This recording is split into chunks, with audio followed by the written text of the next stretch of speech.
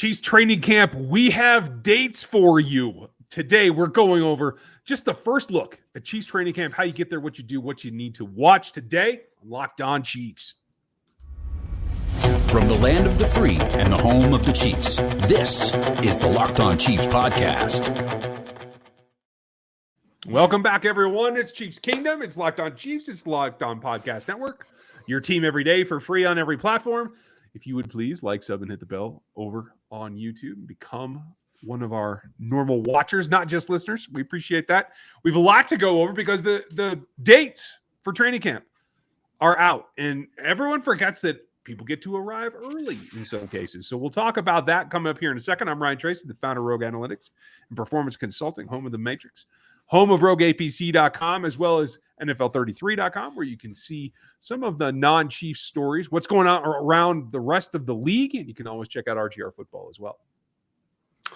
And I am Chris Clark. You can find me over at Chiefs Corner. We're going to be talking a little bit about training camp and what we really look for there. And actually, I think we probably are going to discuss a little bit more about how we're going to cover it this year. That is probably going to be a little bit different than what we've done in years past as well, to give you a little bit of insight into what we're looking at and how things are going to change.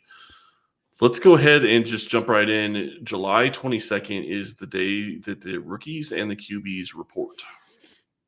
Yes, you get a little bit of early. Now, they're not public practices, but you want to set your calendars for the 22nd because that's when you're going to see all the, somebody's going to make a big stink of arriving at camp, right? Is it going to be a quarterback or is it going to be somebody else? I'm putting my money on the specialists. I could be wrong, but, you know.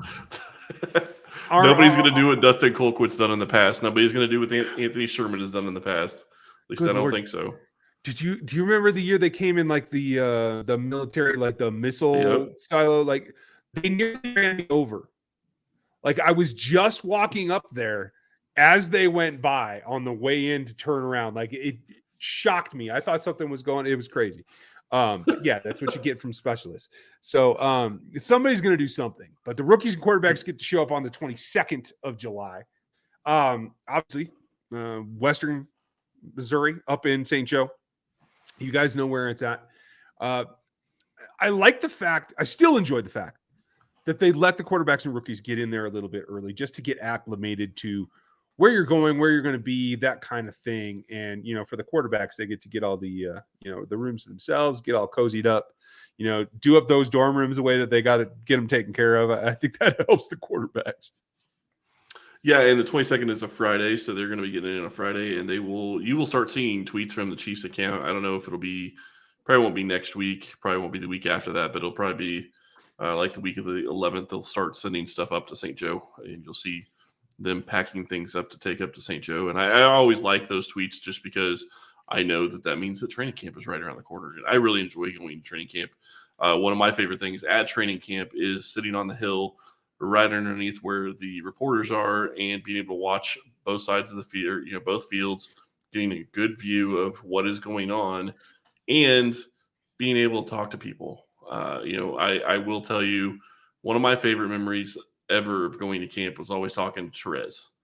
Had a chance to talk to him multiple times when we were at camp, and that was always a joy for me. It was always something I really enjoyed, being able to talk to him and just kind of get his insight and his thoughts.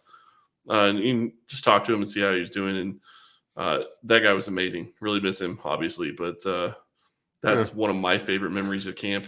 And I've enjoyed going and having people come up to me and go, "Hey, are you such and such?" And if I'm in a couple of times, it's been when I've been talking to Therese because they hear my voice, which is a lot different because it used to be that you never saw her face, so it was all voice.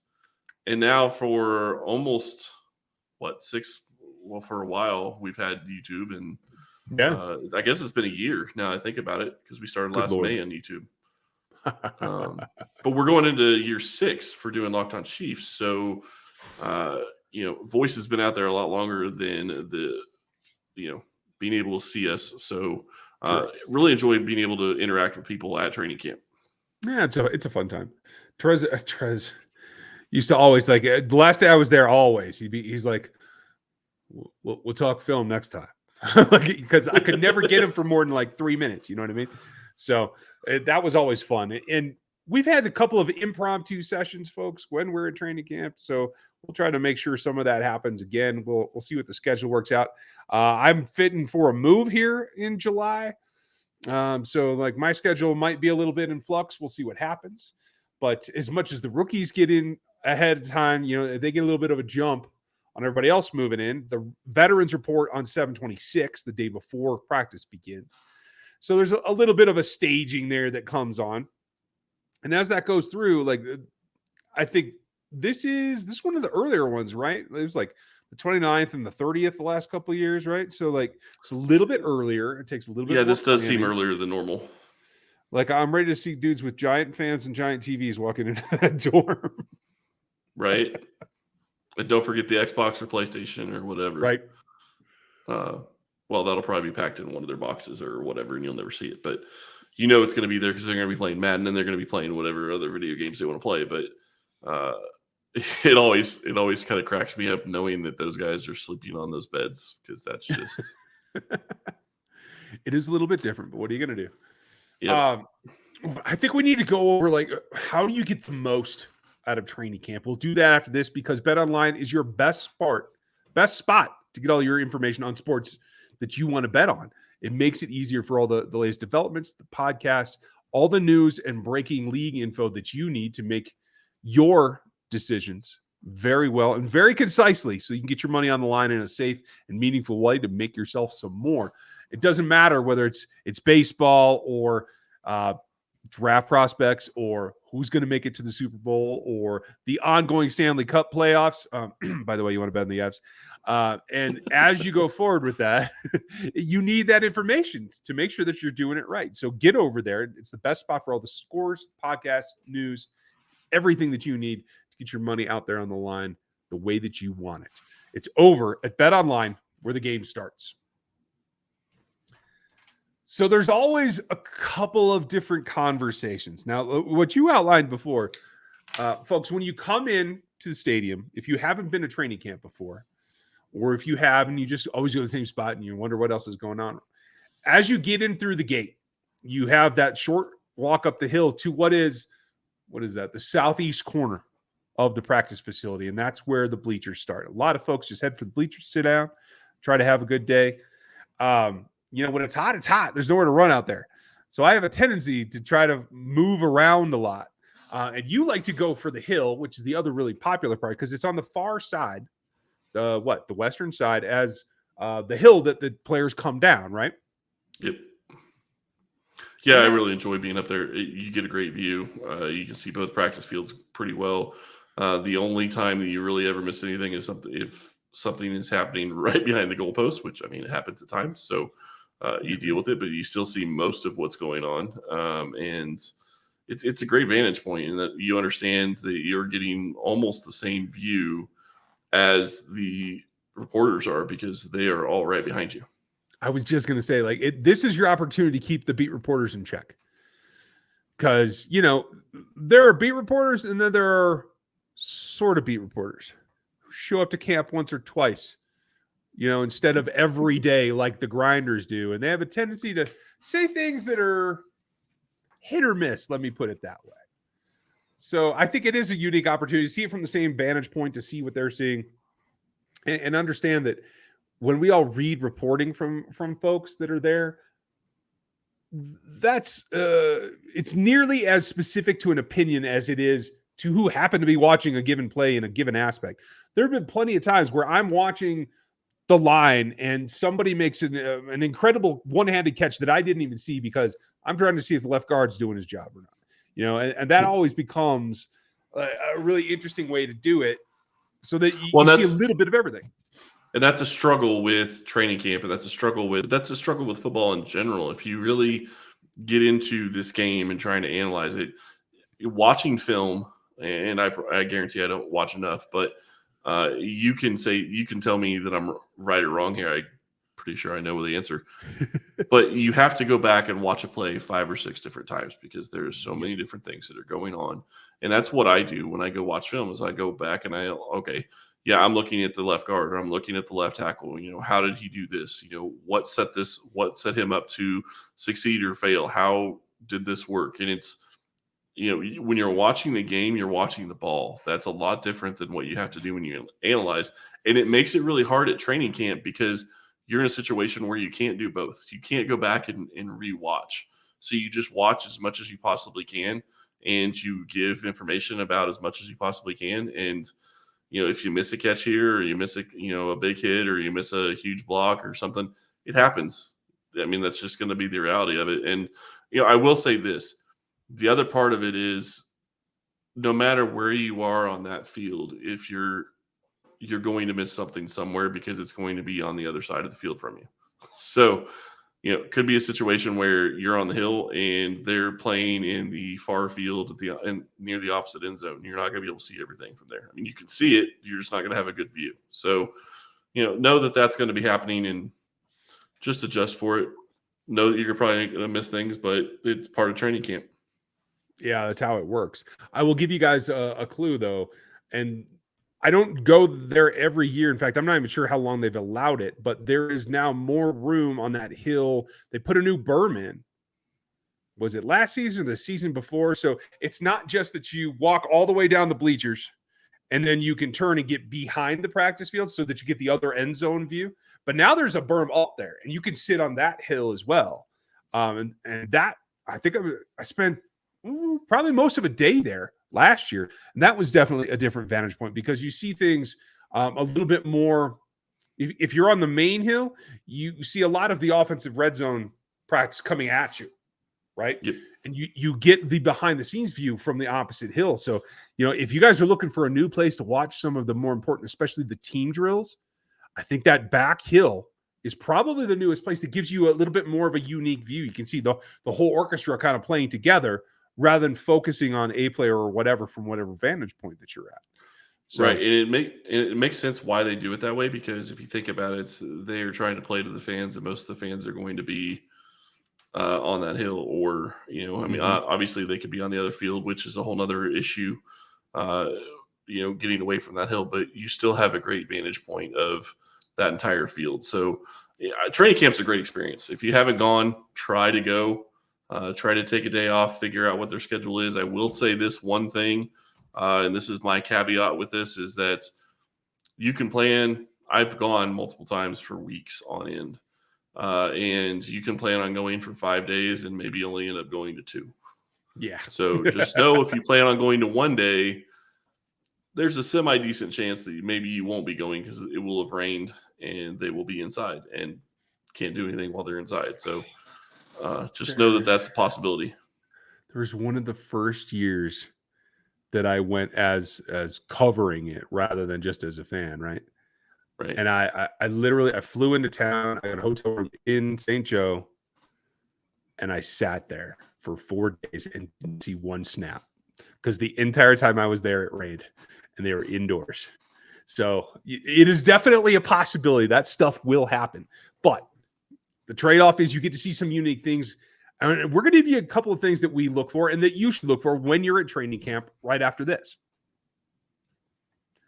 So you don't got to give away the secrets of how we see the things that lead to the analysis that we give you here on the show, folks. But Chris, I want to know something like this season in particular. What are you looking for? Is it who's on the jugs machine before practice? Who stays after? Who's doing what in between reps? Like, what are you looking for this season from this group of training camp invites?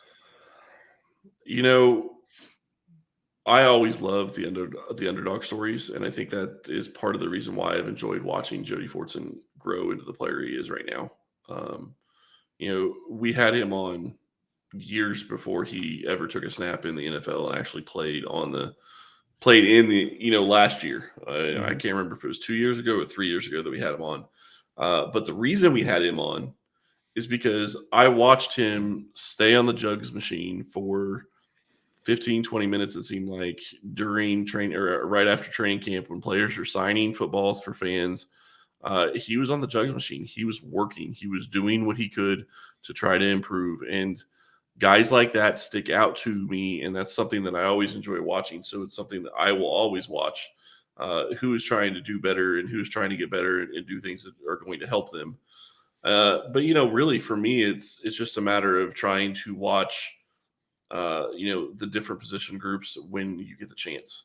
Depending on your vantage point, you're just going to have to accept that, at some point you're going to get the offensive linemen. Sometimes it's going to be wide receivers and corners. Sometimes it's going to be, QBs doing drills. Who knows what you're going to end up watching? It's really going to depend on where you sit and where they have decided to design it for that day.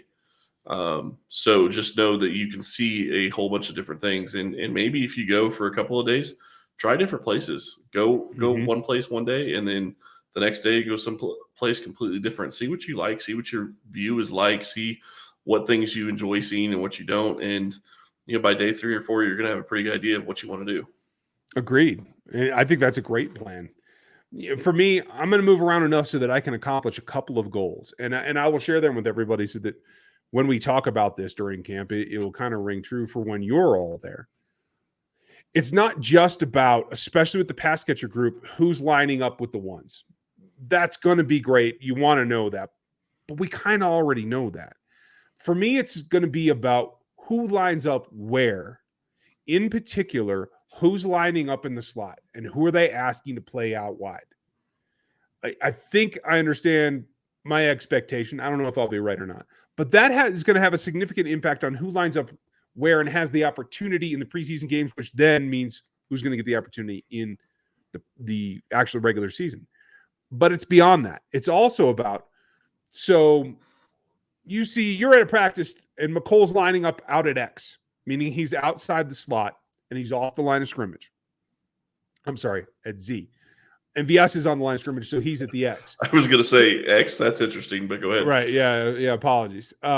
So Juju's going to be the other starter. We all know that. But the question's going to be, they'll move it around. Hardman will go to the slot, leaving Juju at Z, whatever happens. The question is, when Sky Moore comes in, where does he go line up? Is he taking his reps at slot predominantly? He did that in college. No reason he can't do it here. If and when he does, is it an immediate bump out of Juju and McColl comes off the field? Or is it a 1-for-1 replacement? How often does that happen? Does Sky Moore line up in multiple positions? Because the top 3 you have to expect should be able to play all 3 positions. That shouldn't be a question.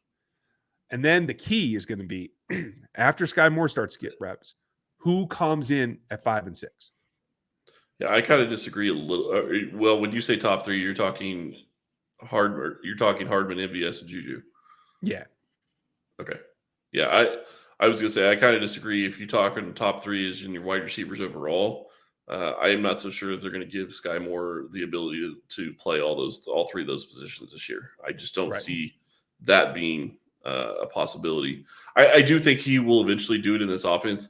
I look at what they did with Tyreek Hill. They gave him a specific package. They got him acclimated to the offense. They used him how he should be used, and then they built every year on from there. And I expect that that's how they're going to do it with Sky Moore. And honestly, I really think that you might see a more limited situation with Juju even, just because, yes, he is coming in Kansas City, but he's only signed for 1 year. So do you really want to force him to try to learn all 3 positions and try to know the entire offense from that perspective? I mean, I'm not saying he can't do it. Yeah, no, I get it. I understand why. But I'm just saying, in my mind, I'm looking at it and saying, if they want him for a specific responsibility and for specific types of plays, put him where they think he's going to be most successful. He can learn all that other stuff down the road. He doesn't have to have it going in. But I get why you want him to be able to do any of the 3 positions. Yeah, I hope that that's the way that it works out. The other hint that I will give everybody, and I'll be paying attention to this, but I think everybody should, is usually early in a practice, second, third period in the individual drills. I know it's fun to watch guys tackle donuts. It doesn't really tell you a whole lot. I'm just going to put it out there. What you want to watch this particular season is who is looking the smoothest in the gate. The gate is I think it's PVC, like a frame with a tarp over the top of it that forces the linebackers to play at a level that keeps their pads down. Now, Nick Bolton and Willie Gay are going to be smooth through that. Nick was smooth as sin when he came into it. The question is going to be, How well does Leo Chanel keep his pads down? How does he work through that drill? And is it Mike Rose? Is it Carter? Is it Elijah Lee? Who looks the best in that drill going forward? Because that's going to give you an idea who's smoothest in their drops on the field. And I do feel that linebacker 4 has to be a coverage type guy. Yep. He's certainly got to be a special teams type guy. So that's one drill that I'll be watching pretty closely when I'm there. Yeah, and I think the other thing to point out in there is, and this goes for all drills, not just that one, watch the rotation of guys. It's not set in stone that this guy is above this guy, but you will see a hierarchy of where people land. If you watch the rotation, you will see about where the team thinks they are, at least at this point in going forward. So that's something to watch that can kind of give you an idea as to where they think players are going to play. Obviously, the wide receivers and the corners and all those different positions are going to have a little bit of a mixture of them. So I think, well, maybe not corner near as much as wide receiver, but you get my point. It's just one of those things. Watch the rotation of those drills. Watch, one of the things I've always enjoyed watching, this was 3 or 4 years ago because Bieniemy was the running backs coach, watching him run the running backs through the drills. That was always a lot of fun for me because you got an idea, okay, this is where they think this guy is right now. Is he 1 or is he 4? So you get an idea there, and you also got to hear Eric just booming at players, which is always awesome. Yeah, enjoy that one more time this year, folks. I don't know how much longer it's going to last. So let us know what you want to see. Where's your little spot that you like to watch from, or what do you like to watch? We're going to have more, and Chris obviously has something more. I just want to say I think we're going to have a little bit more for you this training camp than we've had in the past. So be looking for that. The days that we're going to be there, the days that we're going to cover. Be looking for more than we've been giving you the past couple of years because now we do have YouTube. Now it's a thing, and nice thing is COVID is not here anymore, so I will be at training camp and looking forward to that. I like that. We'll likely spread out our coverage, but we should have a lot of coverage for you. I think you guys are going to be pretty pumped for how much we're there, and I hope that you're pumped for camp in general. So enjoy your weekend. You got a few more weeks before you got to be ready. But hey, football is right around the corner. Thanks for listening to us today. We'll talk to you Monday.